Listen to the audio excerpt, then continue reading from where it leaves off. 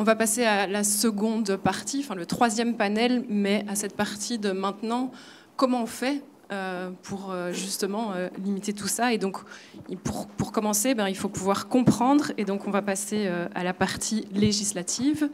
On va passer du plus grand au plus petit. En taille, je ne suis pas sûre que ça marche, mais en tout cas, en termes du plus haut niveau. Donc, on va commencer par le niveau européen pour passer par le fédéral et conclure avec le régional. Et donc, on commence avec Salomé, qui est chargée de plaidoyer chez Pesticide Action Network pour l'aspect européen. Merci Salomé. Merci. Bonjour tout le monde.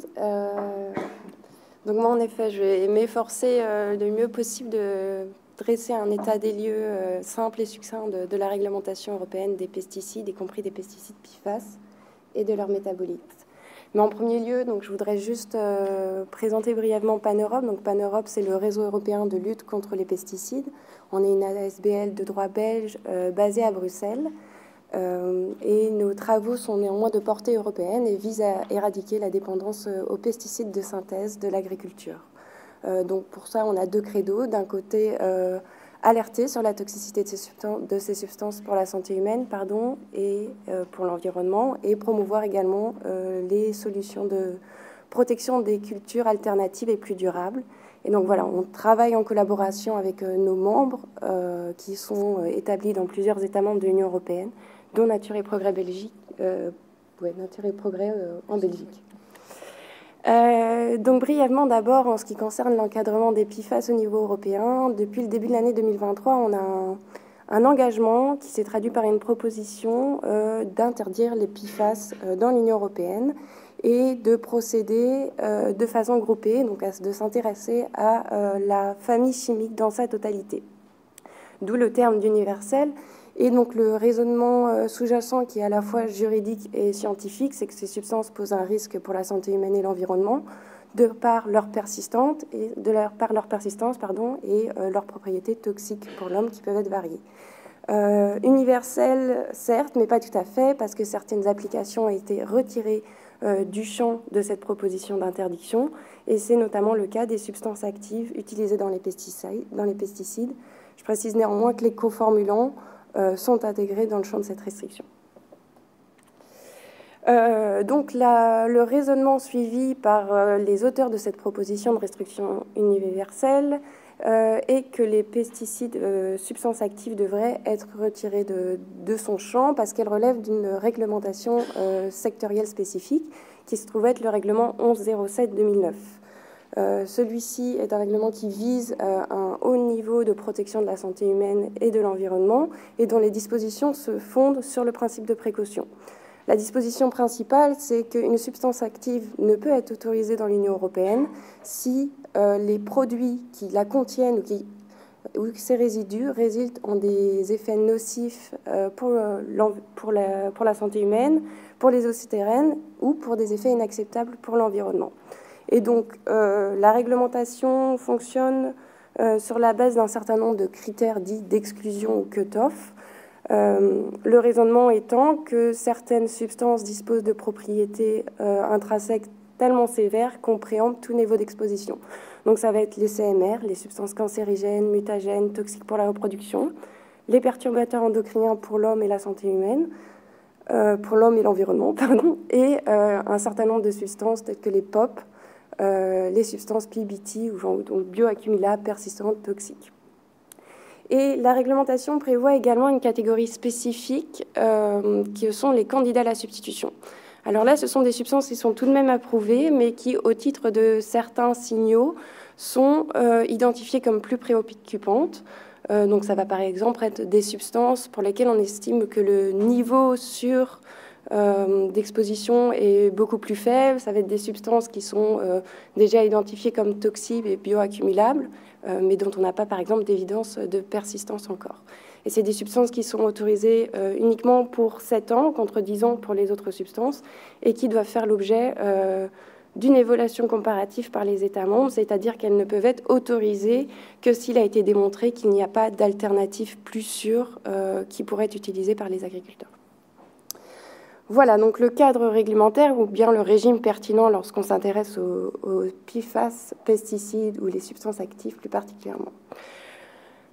Le problème, une fois qu'on a fait cet état des lieux, un engagement à interdire les PFAS, mais finalement pas les PFAS pesticides parce qu'ils relèvent d'une réglementation sectorielle, certes, mais de fait, on a des substances actives qui sont approuvées au niveau européen. En janvier 2025, on en décompte encore 33, dont seulement 11 qui sont déjà identifiées comme plus préoccupantes parce qu'elles répondent des critères d'identification comme candidats à la substitution. Donc 33, je vous rappelle que le chiffre au niveau belge, c'est 31. Parce que peut-être, petit point, le règlement 07 précise que la substance active dont on parle énormément depuis ce matin est approuvée au niveau européen, donc de façon harmonisée. En revanche, la responsabilité d'autoriser les produits, donc les formulations, revient aux États membres. C'est pour ça qu'on a un différentiel entre 33 et 31.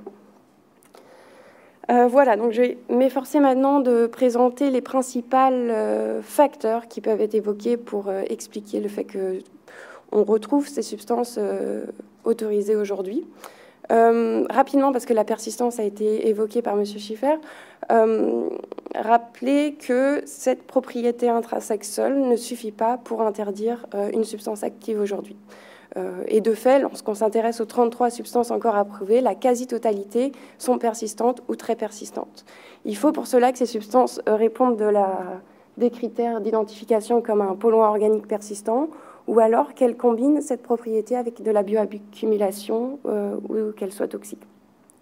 Ce qui implique également que si ces substances sont persistantes et mobiles, ou très persistantes et très mobiles, elles ne sont pas interdites non plus.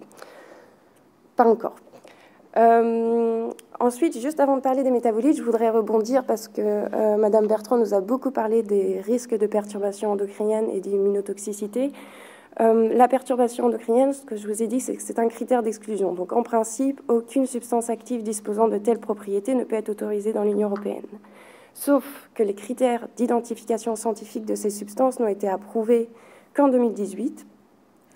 Et ensuite, l'industrie, on lui a laissé du temps pour fournir les données. Donc, de fait, le travail d'évaluation ou de recherche de ces propriétés dans les dossiers de demande d'autorisation des substances n'est que très tardif. C'est en 2021 seulement qu'on a eu les premières conclusions de l'EFSA pour une première substance et que ceci a résulté en 2023 en une première interdiction. Donc, de fait, la plupart des substances PFAS, on n'a pas encore de conclusion claire sur est-ce qu'elles présentent ou non un potentiel de perturbation endocrinienne. Quant à l'immunotoxicité, les données qui sont requises sont minimes, voire inexistantes. Donc, ce n'est pas quelque chose qui est véritablement recherché en amont de l'autorisation d'une substance. Enfin, les métabolites, parce que ça me permet de faire un point sur le TFA. Donc, au titre du règlement, on a une distinction entre les métabolites qui seraient pertinents et non pertinents. Pertinent d'un point de vue toxicologique, je précise, parce qu'est considéré pertinent un métabolite qui disposerait soit d'une activité biologique à celle de sa substance mère, donc la substance active, soit une substance qui présenterait d'elle-même des propriétés toxicologiques inacceptables ou graves, selon les termes législatifs. Et donc, cette classification elle résulte en un niveau différent d'acceptabilité de contamination des eaux souterraines. Si un métabolite est considéré pertinent, il ne devrait pas être attendu qu'il pollue les eaux souterraines par-deçà 0,1 microgramme par litre. Donc déjà, ça c'est quelque chose qu'on peut interroger. Je vous rappelle qu'on a commencé par expliquer qu'il y avait des critères d'exclusion qui étaient appliqués aux substances actives, à savoir une substance active qui serait classifiée par exemple comme cancérigène, sera tout simplement interdit dans l'Union européenne s'il s'agit d'un métabolite qui est considéré comme cancérigène. Là, on va plutôt avoir une approche par le risque et se dire, en fonction du niveau d'exposition, eh bien, finalement, c'est acceptable d'avoir cette substance dans notre environnement. Donc ça, c'est une première critique qui peut être faite et quelque chose et qui résulte aussi d'une interprétation de la réglementation qui pourrait différer à l'avenir. Ensuite, se pose la question des critères d'identification des métabolites pertinents. À quoi on s'intéresse exactement ? Et en réalité, les critères sont limités. À nouveau, la perturbation endocrinienne n'est pas considérée, la persistance non plus n'est pas considérée, la mobilité non plus. Et en fait, ce à quoi on s'intéresse essentiellement, c'est la cancérigénité et la toxicité pour la reproduction si la substance mère dispose de telles propriétés. Et si ce n'est pas le cas, le seul potentiel effet adverse qui est évalué, c'est le potentiel mutagénique. Donc voilà, ça veut dire qu'in fine, il y a beaucoup de métabolites qui qui passent à travers l'émail du filet et qui sont explicitement ou non d'ailleurs qualifiés de non pertinents. Et ça va me permettre de vous parler désormais du TFA. À nouveau, Monsieur Schiffer, on a un petit peu parlé et ma slide peut paraître un petit peu complexe, donc je vais la vulgariser. Je voulais juste vous présenter voilà, donc les premières traces de TFA dans les dossiers d'évaluation des pesticides. On les trouve en 1998. Donc à l'époque, l'EFSA, l'agence ou l'autorité européenne de sécurité alimentaire, n'existe pas encore. Mais voilà, on a déjà un dossier dans lequel on identifie un risque de contamination des eaux souterraines et par ailleurs des manques de données pour conclure sur les risques pour la santé humaine et l'environnement. Pour autant, aucune donnée spécifique n'est demandée, notamment en termes de génotoxicité, de mutagénicité, contrairement à ce que prescrivent les règles. En 2017, on se rend compte que le TFA, on le retrouve aussi dans les cultures, dans les plantes, dans le contexte de l'évaluation d'une autre substance. Et donc voilà, le manque de données est principalement maintenu, en tout cas en ce qui concerne la génotoxicité. Juste en 2014, sur la base d'une seule étude subchronique de Bayer ou de BASF, excusez-moi, ça doit être dans mes notes, on établit enfin une valeur sûre, donc une valeur de référence toxicologique. Et on a l'EFSA, par ailleurs, qui fait un travail assez exhaustif d'identification de toutes les substances actives susceptibles de se dégrader en TFA.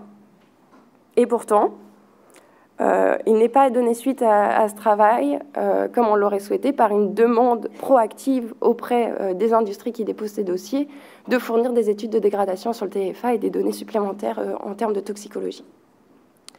Donc, ce qui, dans les faits, veut dire que sans l'intervention de l'ECHA, donc l'Agence européenne des produits chimiques, qui, dans les années 2020, demande aux différentes sociétés qui produisent du TFA des études supplémentaires, on n'aurait pas eu cette proposition de classification du TFA comme toxique pour la reproduction sur la base d'une étude sur des lapins qui démontrait effectivement le développement de malformations congénitales au niveau des yeux. Mais cette étude et cette proposition de classification, elles ont des impacts réglementaires très importants parce que depuis 2024 et d'abord en mai puis en décembre, cela a été confirmé, la Commission européenne a officiellement reconnu le TFA comme un métabolite pertinent et sur ce fondement a proposé en fin d'année dernière l'interdiction de 2 PFAS pesticides. Mais voilà, ce qui signifie quand même 25 ans pendant lesquels on avait conscience du risque de contamination des eaux souterraines, sans véritablement prendre d'action significative quand il était encore temps. Combien ? OK. Donc les conséquences, c'est que les substances ont été autorisées et que le TFA n'a pas été surveillé, y compris dans les eaux potables, parce que sinon les eaux potables auraient aussi été surveillées. Et les conséquences désormais, c'est que la limite de 0,1 microgramme par litre s'applique au TFA, que la Commission européenne a à ce titre proposé le renouvellement du flufénacet, également parce que c'est un perturbateur endocrinien, et du flutolanil. Et que, a priori, jusqu'à changement, la limite de 0,1 microgramme par litre devrait aussi s'appliquer à l'eau potable. Voilà, je vais terminer par nos demandes. J'ai fait en sorte qu'elles soient assez complémentaires avec celles de Nature et Progrès qui évoquaient des changements réglementaires pour mieux considérer, par exemple, la mobilité. Nous, et là, je veux vraiment focaliser sur ce qui peut être fait maintenant sans aucune réforme réglementaire. Donc, c'est d'abord soutenir l'interdiction du flufénacet et du flutolanil. On sait que la Belgique supportera l'interdiction du flufénacet. Le flutolanil, c'est très loin d'être sécurisé. C'est une proposition qui fait l'objet de beaucoup d'efforts d'enrayage de la part de l'industrie. Donc, il faudrait un engagement clair en faveur de l'interdiction de ces substances. Et ensuite, continuer avec le retrait de toutes les autres substances sur la base d'une contamination au TFA supérieure à 0,1 microgramme par litre. Voilà. Et juste pour expliquer également qu'il n'y a pas besoin d'attendre que le niveau européen soit actif pour désormais retirer les autorisations au niveau national. Il y a des dispositions très claires dans le règlement qui permettent d'agir dès maintenant. Et oui, par ailleurs, soutien proactif de la Belgique à l'interdiction du flufénacet, mais aussi du flutolanil. N'oublions pas ce second.